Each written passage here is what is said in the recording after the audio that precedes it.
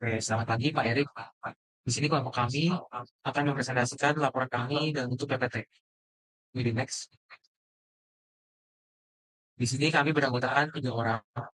Ketua kami adalah Niklas Prawira, saya Dwi Susilo, dan ada di Ivan Ayatama.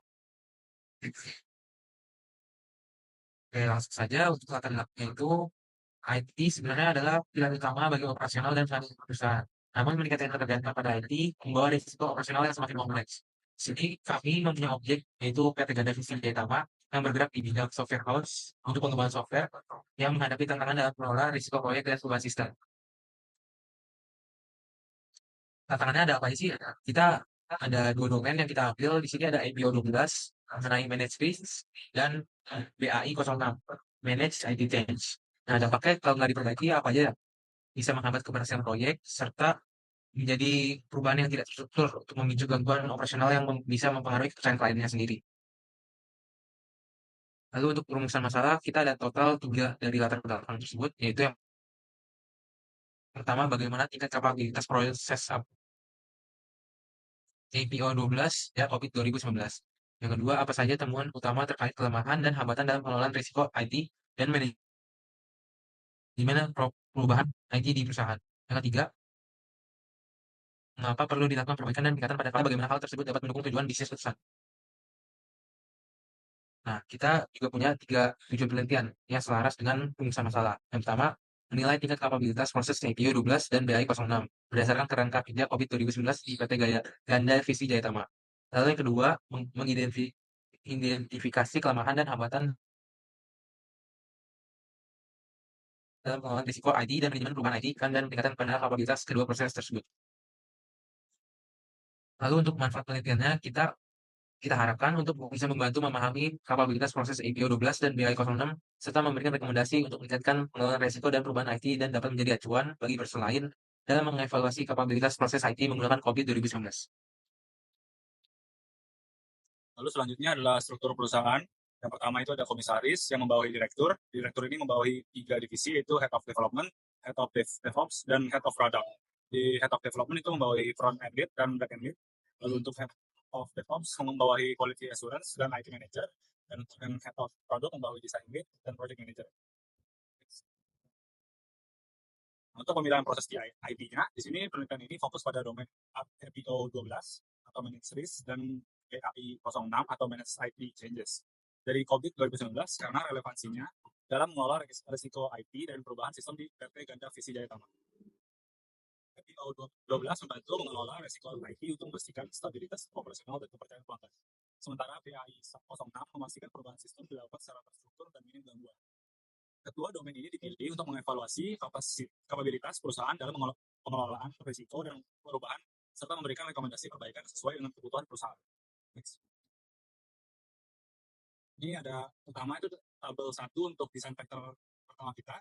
Itu di tabel ini menunjukkan nilai perbandingan antara 2 aspek dengan fokus pada client service stability yang menjadi prioritas utama diikuti oleh growth atau acquisition dan innovation atau depreciation cost leadership yang memiliki nilai terendah.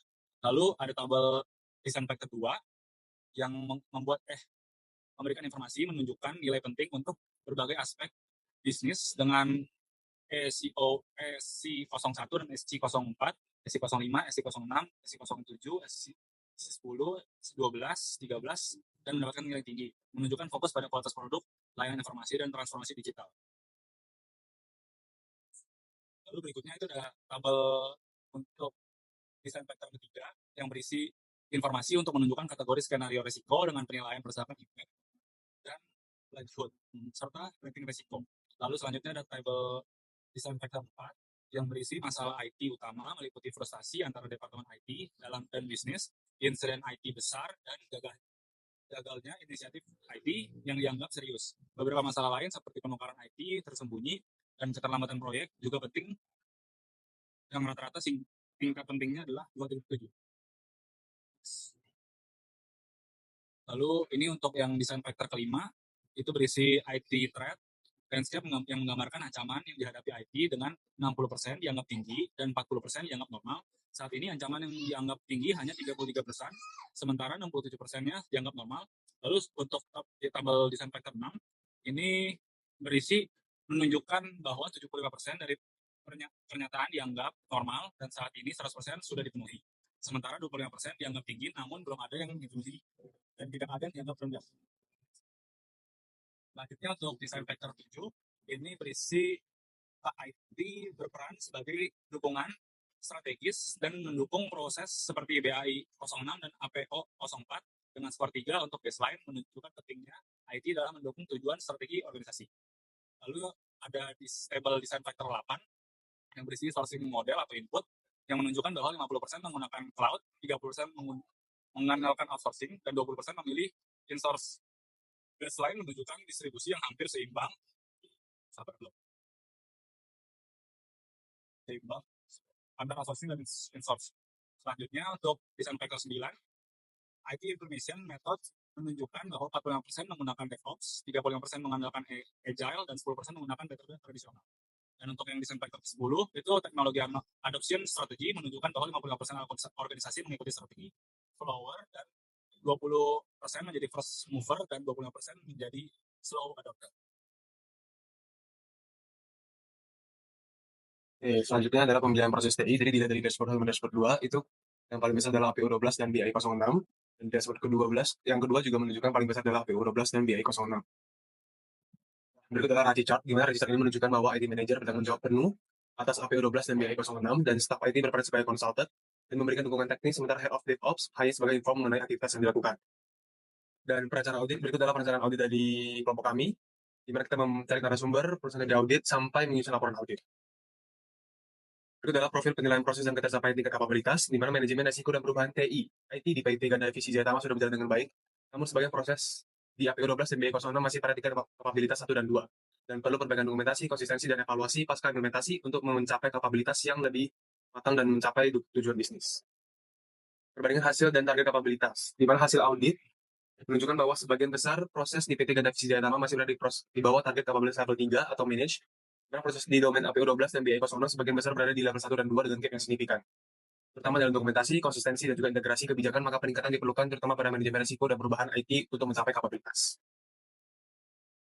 Temuan rinci di sini adalah APO 12 dan BI 06, dan rekomendasi dari perbaikan adalah: satu adalah pengembangan kerangka manajemen risiko yang menyeluruh seperti mencakup risiko operasional selain IT, penyusunan prosedur standar untuk manajemen perubahan IT termasuk penanganan perubahan darurat, pelatihan rutin bagi karyawan untuk meningkatkan pemahaman dan konsistensi dalam penerapan manajemen risiko dan perubahan IT. Rekomendasi peningkatannya adalah untuk APO 12, integrasi manajemen risiko dengan strategi bisnis, penggunaan alat analisis risiko modern dan otomatisasi dokumentasi, pengembangan dashboard berbasis data real time, dan untuk BI 06, implementasi sistem pelacakan perubahan IT, protokol perubahan darurat, dan evaluasi pasca implementasi.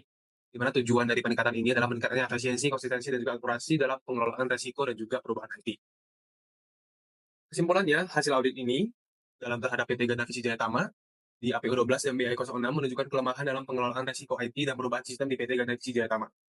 Karena fokus manajemen terhadap IT terlalu fokus dan tidak terlalu fokus pada divisi yang lain, dan kurang dokumentasi serta prosedur standar dalam manajemen perubahan IT yang meningkatkan potensi kegagalan dan gangguan operasional. Di mana saran dari kelompok kami itu adalah pengelolaan risiko IT di APO 12 adalah integrasikan manajemen risiko dengan strategi bisnis, gunakan software manajemen risiko dan melakukan stimulasi mitigasi secara berkala, kembangkan dashboard secara real time untuk pemantauan risiko, dan manajemen perubahan IT BI 06 adalah dokumentasi prosedur standar perubahan IT dan implementasi sistem pelacakan, susun protokol untuk perubahan darurat dan evaluasi pasca implementasi, dan mengadakan pelatihan untuk karyawan.